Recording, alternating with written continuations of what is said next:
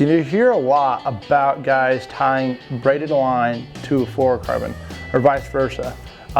My favorite knot is a Yucatan knot, and this allows me to join these two together, have a secure knot, and I can reel all the way through my guys and make those casts, and I'm not really worried about the connection. Here's how you do it.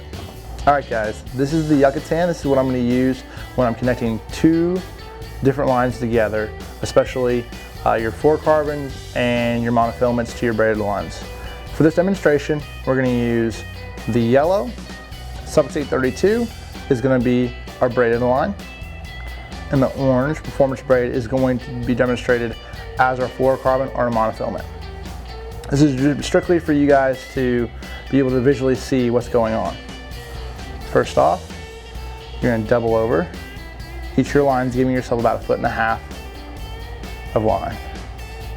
1.5 feet of doubled over line. Make sure you do this to make the knot a little bit easier. Same with your braided line. Give yourself a good amount. And you're gonna cross the two, just like that, keeping them pinched. Your braided line, you're gonna rotate around the double overed fluorocarbon once, twice, 3 to 4 times. There we go. These 3 times, same thing. Their fluorocarbon. 1, 2, 3, and 4. Now you have 4.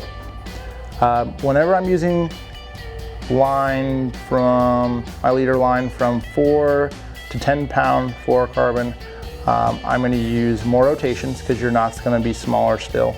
But when I use a thicker line, like a 12 up to 20, I'm going to use 3 rotations. So it's really small, really like helps make that diameter, the profile of your knot go through your guides a lot better when you do that. Last but not least, you're going to take your braided line. Always take your braided line through your fluorocarbon loop. So you have 2 loops right here. Use that braided line through the fluorocarbon loop, and you're going to cinch it down. Cinching it down, and make sure you get your double lines out of the way, and you get that main line and pull on it really hard.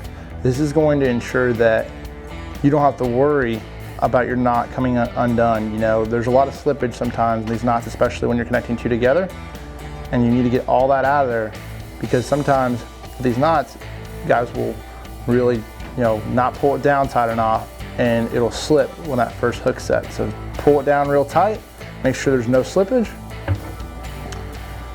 Cut your tag in right here. Now I'll leave a little bit of line, just a tiny bit, just in case.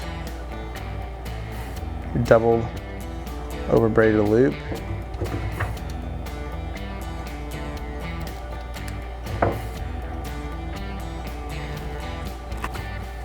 And last but not least,